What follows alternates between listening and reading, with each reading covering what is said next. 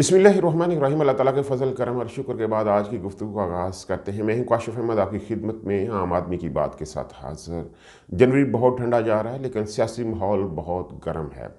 बला की गर्मी इस वक्त सियासी माहौल के अंदर है और इसमें बड़ा किरदार वो इस वक्त अदारों का है।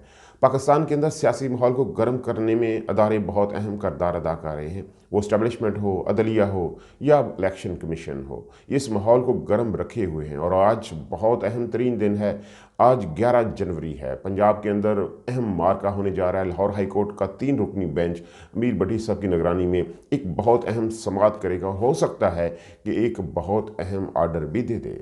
ये बहुत अहम दिन है। क्या हो सकता है, क्या नहीं हो सकता, इसके हवाले से बात होगी। लेकिन इससे पहले एक अहम तरीन अदारे के हवाले से बात करते हैं जिसको हम इस्टेब्लिशमेंट कहते हैं, जो कि पाकिस्तान में सियासतदानों की माई बाप है, जो बड़े फैसले करती है। उसके मूड से सियासत का रुख बदल जाता है।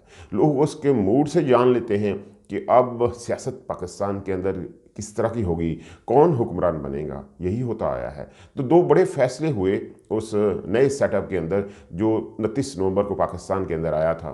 दो ऐसे फैसले जिन्होंने हवाओं का रुख बदल दिया। बहुत कम लोग जानते हैं कि ये फैसले हो चुके हैं और ये कितने अहम फैसले हैं। ये फैसले बाजवा साहब ने किए थे और बहुत अहम फैसले किए थे। आपको दिसंबर 2018 की बात याद होगी जब एक लेफ्टिनेंट जनरल जो DGMI भी थे, जुवेद इकबाल साहब, नाम तो सुना होगा, क्योंकि बहुत ज़्यादा बात इस केस के ऊपर नहीं की जा सकी थी उस वक़्त भी, क्योंकि इजाज़त नहीं थी। लेकिन इल्ज़ाम बहुत बड़ा था। जुवेद इकबाल साहब के ऊपर इल्ज़ाम बहुत बड़ा था। ये DGMI थे और इनके ऊपर इल्ज़ाम था कि इन्होंने जासूसी की अमेरिका के लिए। इनको गिरफ्तार कर लिया गया, इनका कोर्ट मार्शल हुआ। इनके साथ और भी बहुत सारे लोग थे। पूरा एक रैकेट था जिसको गिरफ्तार किया गया था। ये एक बहुत बड़ी कामयाबी गिनी गई ISI की, जिसने अंदर अपने जो अदारे के एक बहुत बड़ा रैकेट गिरफ्तार किया। तो कोर्ट मार्शल हुआ। जुवेद इकबाल साहब को 14 साल की सज़ा दी गई। लेकिन जुवेद इकबाल साहब ने इस इल्ज़ाम को मुस्तरद किया और कहा मैंने ये काम नहीं किया। उन्होंने इस इल्ज़ाम के ख़िलाफ़, इस जुर्म के ख़िलाफ़, इस सज़ा के ख़िलाफ़ अपीलें भी की। इवन कि हाई कोर्ट में और सुप्रीम कोर्ट में भी अपीलें की। उनकी चीज़ें जो है इस वक्त अवेलेबल हैं। तो जो सबूत उन्होंने साथ लगाए उसको देखकर ये लगता था कि कुछ ना कुछ है। जो इंटरनल क्लैश हुआ, किसी को बाईपास करने के लिए, किसी को सप्रेस करने के लिए सारा अमल किया गया। जुवेद इकबाल साहब को दबाने के लिए सारा अमल किया गया। इवन के जो बाजवा साहब के अपने आर्डर से 23 नवंबर अपनी रिटायरमेंट से 6 दिन पहले उन्होंने जुवेद इकबाल साहब की सज़ा पहले जो है वो 14 साल से 7 साल के ऊपर की। फिर उस सज़ा को उन्होंने 6 माह में कन्वर्ट कर दिया। ये खुद अपने फैसले, हालांकि 14 साल की जो सज़ा थी उसके ऊपर भी उनके अपने साइन मौजूद हैं। लेकिन 29 नवंबर को जब नए आर्मी चीफ आसिम मुनीर साहब आए तो उन्होंने आते ही सबसे पहला आर्डर ये जारी किया, उन्होंने जुवेद इकबाल साहब को रहा कर दिया। ये एक बहुत बड़ी खबर थी। एक बहुत बड़े अमल को उन्होंने डिनाई किया। उन्होंने ये कहा कि ये गलत हुआ है। जुवेद इकबाल साहब को उन्होंने रहा कर दिया। अब मामला क्या है, किसी शख्स के ऊपर आप जासूसी का इल्ज़ाम लगाएं। सियासतदानों के ऊपर तो लगते रहते हैं, आम सी बात है, आम सा अमल है। वीगो डाला आता है, लोगों को उठा कर ले जाता है, कोई मसला नहीं है, किसी की कोई सुनवाई नहीं होती, कोई मिल जाता है, कोई नहीं मिलता। ये पाकिस्तान में रूटीन की बात है। लेकिन एक आर्मी ऑफिसर के ऊपर ऐसा इल्ज़ाम लगाना, उसकी फैमिली है, सारी चीज़ें हैं, कितने लोग मुतासर होते होंगे। तो आसिम मुनीर साहब ने यह साबित करने की कोशिश की कि कुछ गलत हुआ है तो अब मैं उसको ठीक करने जा रहा हूँ। साथ साथ उन्होंने एक और अमल को भी ठीक किया। आपको याद होगा कि एक्स सर्विसमैन सोसाइटी थी। जब इमरान खान के खिलाफ रजीम चेंज ऑपरेशन हुआ तो ये एक्स सर्विसमैन जो है वो बहुत अग्रेसिवली सामने आए। बहुत सारी प्रेस कॉन्फ्रेंस हुई और इवन के इस्लामाबाद के अंदर एक प्रेस कॉन्फ्रेंस को ख़राब करने की भी कोशिश की गई। और इसमें बहुत सीनियर जनरल्स थे, लेफ्टिनेंट जनरल्स थे, बहुत बड़े बड़े नाम थे। तो बड़ी तस्लील करने की उनकी कोशिश की गई। ये सारे मामला तो आपने देखे पिछले 8 माह में। तो दूसरा आर्डर जो आसिम मुनीर साहब ने ये जारी किया कि बाजवा साहब ने उनको दबाने के लिए, उन जनरल्स को दबाने के लिए उनकी CMH में इलाज और उनकी पेंशन्स और मराहत जो थी वो रोक दी थी। बहुत सारे लोग, अपने आदल राजा का व्लॉग देखा होगा, उसने इन्फॉर्मेशन शेयर की थी। तकरीबन 6000 ऐसे लोग थे जिनकी मराहत और पेंशन्स रोक दी गई थी बाजवा साहब के हुक्म के ऊपर। तो आसिम मुनीर साहब ने आते ही दूसरा बड़ा काम ये किया कि उन तमाम मराहत को बहाल कर दिया। CMH में जो उनकी मेडिकेशन थी उसको भी बहाल कर दिया, उनकी पेंशन भी बहाल कर दी।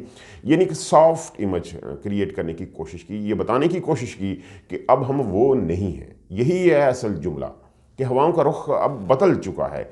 अब हम वो नहीं हैं। हम न्यूट्रल बनने की कोशिश करेंगे, पाकिस्तान के साथ खड़ा होने की कोशिश करेंगे। हमेशा से हुआ है, अदारे पाकिस्तान के साथ खड़े रहे हैं।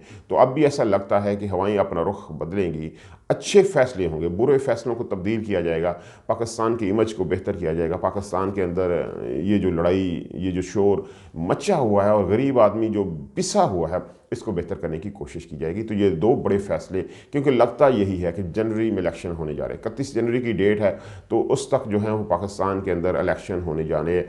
तो इससे हवाओं के रुख से आप पहचान सकते हैं कि मामलात किसी तरह तब्दील हो रहे हैं। कुछ बड़ी खबरें जो हैं पाकिस्तान में आ रही हैं, आने वाले दिन बहुत अहम होंगे। 11 जनवरी को आज जो फैसले होंगे लाहौर हाई कोर्ट में, वो भी बहुत अहम होंगे। नून लीग ने अपनी तैयारी की हुई है। राणा सनाउल्लाह इस वक्त पंजाब के अंदर हैं और उनको भी जूता क्लब में जो है वो दाखिल कर लिया गया है। कल किसी ने उनकी गाड़ी के ऊपर जूता फेंका। ये सिर्फ एक आगाज़ है लोगों को बताने के लिए कि यार अब हम बहुत तंग आ चुके हैं, खुदा के लिए अब बढ़ के मत मारो यार, अब हमारे अंदर बर्दाश्त नहीं है, हम भूखे नंगे प्यासे पाकिस्तानी हैं, आम पाकिस्तानी हैं, अब हमारे अंदर बर्दाश्त नहीं है, हमें इलेक्शन का हक दे दो। ये है एक सबसे बड़ी जो इल्तिजा आम पाकिस्तानियों की इन साहब इक़्तिदार लोगों से कि यार हमें ये हक दे दो कि हम अपने हुक्मरानों को खुद इलेक्ट कर लें। तो ये ख्वाहिश है, देखिए पूरी होती है नहीं।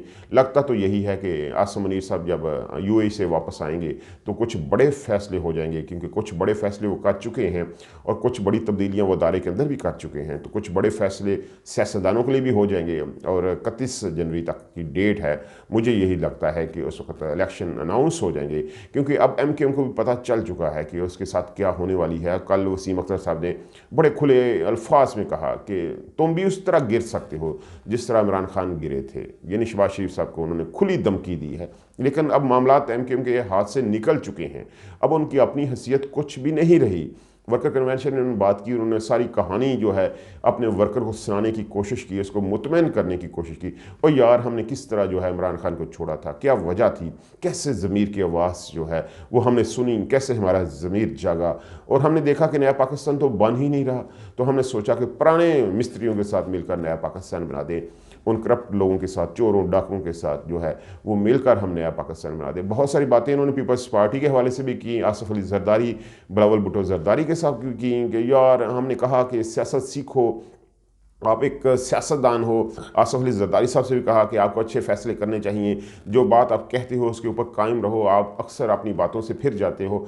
तो बिलावल भुट्टो जरदारी से भी कहा कि आप भी अपनी बातों से फिर न जाना, अपनी बातों के ऊपर कायम रहना। ये तरले मिन्नतें सारा कुछ उन्होंने कहा और साथ धमकी भी दे डाली कि ये लोग फिर अपनी बातों से फिर गए हैं, इसलिए दोबारा गिर सकते हैं। जिस तरह हमने इमरान खान को गिराया था इस तरह हम इनको भी गिरा सकते हैं। लेकिन उन्हें अंदाज़ा नहीं है, अब उनके पास ताकत नहीं है, अब उनके पास कराची नहीं है।